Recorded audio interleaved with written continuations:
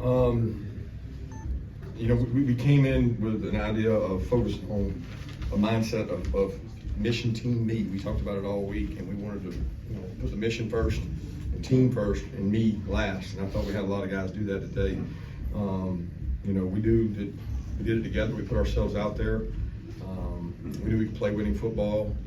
And I think this team's improving and getting better, but we're still not where we need to be. I was certainly proud of the competitors that went out and fought today for our university and continue to do that. I was proud of our fans. They supported us, even though we didn't start the way we wanted to, but we responded and played well. We're able to control the line of scrimmage, which ultimately is the difference in this conference. If you can win the line of scrimmage, you got a chance. Carson's poised today, and was there any doubt that he was going to be, the moment wasn't going to be too big for him in your mind? No, I don't worry about Carson. I mean, apparently you guys do, but I don't worry about Carson. He's very confident. He's calm. He understands football. He never real high, never real low. He studies really hard. He texts questions all week. He studies and meets with Coach Bobo. He puts a plan together, and he makes good decisions. And he's continued to improve by not putting us in bad situations. And there's things that aren't on the stat sheet that I don't have time to explain that he does an elite job. Run checks, looks, putting us in the best play, decision to throw the RPO or hand the ball off. And there's not really a value you can put on that. I know as a defensive coordinator, there's not much worse than feeling like you got the right call, and he moves the back, he moves the tight end, and he runs it, and you got a bad call. And that's tough. Kirby, I know building a championship level program was your foremost in your mind when you came to Alabama. So how did this rivalry sort of fit into that and sort of trying to take over and turn it around? Well, you can't win the East without going through Jacksonville most of the time. This year it may not play out that way, but in years past we show them the stat of, I don't know if it's 8 of the last 10, 7 of the last 10 has come through Jacksonville, and maybe more than that. And when you're building a program, you gotta beat the best teams in your division, and Florida's certainly been that historically, one of the best teams in our division. Coach, they go down there and score quick on that first drive. Anything said, done on the sideline, and the way the defense responded after that? Not really. I mean, we're kind of getting used to that. I mean, we gave it up against Vanderbilt, I think, and maybe South Carolina. I think both those games, and there's not a lot of panic in that group. We certainly need to rectify starting the game better, but the comfortable part is that nobody panics. We had some mistakes, some anxiety, hadn't played in 2 weeks. Give them credit. They threw the ball to a really good playmaker. We talked all week about Wilson and three. He's a really good player, and they did a great job utilizing his skill set. And we didn't do a great job stopping it. But it wasn't like there was a panic mode. It was, can we control the run game? If we can control the run game, we'll eventually slow down the throw. There was so much talk about Brock Bowers' absence, but to create separation by the offense, defense, and special teams all coming together to make big plays there, what was that like to see? It's great. I've told people that this offense is, it's not built around one player. Since Bobo was here before and had success offensively, and Todd Monken was here and had success offensively, and Coach Morgan left, and Bobo came, and it's not built around one player. It's really built around the defense. That's the beauty of it, is that you don't have to have just one guy. Brock is certainly extremely valuable because you can scheme plays to make him the guy. Well, today there were plays we run with Brock. There was somebody else in those spots, and it's not always Delp. I thought Delp did a tremendous job, especially momentum early in the game, to go up and make that catch that he made. But Brock knows that. Brock's over there to support those guys. Coach, talk about the defense and how it's built on defense. That fourth down stop early in the game kind of shifted the momentum. How surprised were you that they went for it there the way they did? Not surprised they went for it at all. I actually had the staff meeting before the game. I told them, I said, my gut intuition, this game's going to come down to some short yardage situations. I said, typically, when you play Billy, he's very aggressive in terms of analytics and believes in it, and he has a lot of fourth downs he goes for it on. We're going to win some, we're going to lose some, but we're going to go defend it. We're going to work really hard on that. And I told the offensive staff, I said, if it comes down to a third and 1 or 2, fourth and 1 or 2, we're going for it. And shooting, they're going to go for it. So let's make sure we walk through that and do that more in the next 12, 14 hours, and I'll be danged if that play, it was early in the game where you can still overcome that play, but it was certainly a big momentum play that we thought if we had our eyes in the right spot, we could play it. Lots of tackles for loss, sacks by you guys tonight. How are you guys so effective getting in their backfield, making plays? Well, it gave us an opportunity to, drop back pass, you get a chance to. We don't get a lot of opportunities for that in earlier games. And the more people drop back and pass, the more we're going to get to them. I thought our defensive staff, Schumann, Muschamp, Trey, and Fran did a great job. They put a couple new wrinkles in that really helped in terms of getting pressure. We didn't just do the same thing we always do. And I think there's one call that we got 2 tackles for a loss and maybe a sack, all from that call that we had not run all year. Kirby, from ground level, was the turf okay? I didn't really know. I did ask some people before the game that it was called lay and play. And it concerned me because when you do lay and play, is it ready? We do it at our place. And I saw the seams, so I was worried about it, but I never noticed anything during the game. Was somebody complaining about it? Smart Chance got hurt before the game. Yeah, I think some of this broadcast says he played. He did, with the knee brace. He played. But I asked them, I actually said, what's the deal? And they said they laid it over a week ago. Well, we laid ours yesterday, and we're going to practice on it Monday, and it's probably the same stuff. I think they do it all across the country for bowl games and things like that. So I did not notice any issues with that, but I did see the seams in the grass. Coach, you mentioned all the havoc and everything. Well, today the block punt too was a huge play in this game. Huge play in the game. Great scheme. Our special team staff came up with it and wanted to be aggressive, and we were. Joe Nell, they actually gave us a formation we had not seen, and Joe Nell made a great job, blocked it out. You only get 2 out of that because we ended up kicking. They punt to us, and then we didn't do anything with it. So it was really not as significant as you would like a block punt to be. Kirby, what does it say about the entire enterprise after 3 years? You lose 19 draft choices, 8 in the first round, whatever it is, and you're still playing at this level. It's really about the retention of our staff and our players. I mean, we have lost some really good players, and we have really had some injuries. And I think the total effect has been that our kids believe. There's a culture in our building of discipline. We don't get penalties. We're one of the least penalized teams in the country. We don't beat ourselves, and we have a quarterback who gives us an opportunity.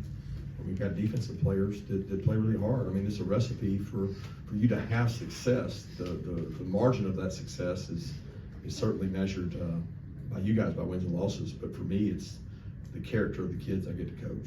Big play by Ingram Dawkins.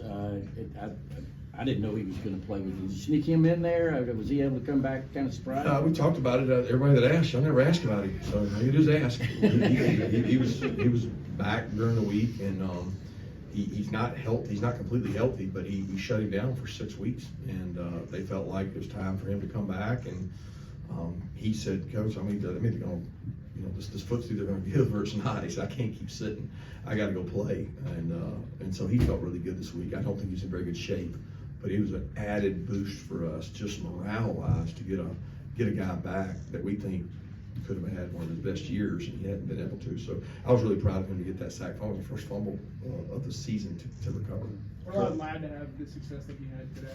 Yeah, I think it came at the right time, right? Rock out and Ladd to step up and make plays, and got to keep him healthy because he's such a weapon, and he's such a competitor. I mean, the yards after catch is what he gives us that a lot of other guys hadn't done. He catches it and runs with it and does a tremendous job. And hey, you got to give the O-line a lot of credit for the protection to get it to Ladd, and the quarterback making some plays. That third down play he made was really special. I was going to ask about the offensive line. It seems like he had all day to throw. Carson, best they played collectively from this so far this year?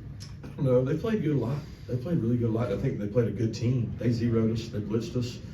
Carson was able to make good decisions. The play to Dylan Bell was probably the backbreaker. It's just really incredible that he made that throw, and they were in good coverage for it. And Dylan beat his guy, and Carson made a great throw, and Dylan made a great catch. But the protection was there too. Going back to Oscar Delp, how do you think he stepped up in terms of leadership and preparation heading into this game? Oscar's great. He didn't feel any more burden. We told him that he wasn't going to play any more snaps than he normally does. I mean, he was going to go out and compete and work hard. Lawson Lucky gave him a blow, and hey, that's why you recruit guys. You bring them into play, and I wouldn't say that he's exactly ready for it. He got hit a couple times in the run game, but he's going to have to get ready for it. And I don't talk about Lawson, not Oscar. Oscar did a tremendous job. He's a very physical blocker, and the one-handed catch he made over on our sideline kind of got momentum going. Coach, talk about the offensive line. How close was Amarius to playing? Saw he dressed out tonight. Don't really know. I talked to him a little bit before the game. He felt like he was close, but it wasn't completely ready yet. We'll see again. He gets another week of rehab, and Monroe's getting better with these reps, and Truss is too. Coach, what's the key to Carson's development at a position that doesn't play a bunch of guys the first 3 years? Carson's commitment to getting better. I mean, he had really good coaching. He played in a really good system. He was around really good players, and he watched them. I mean, I honestly think the reps we dedicate to our 2s and 3s all year round make us easier to transition the next year.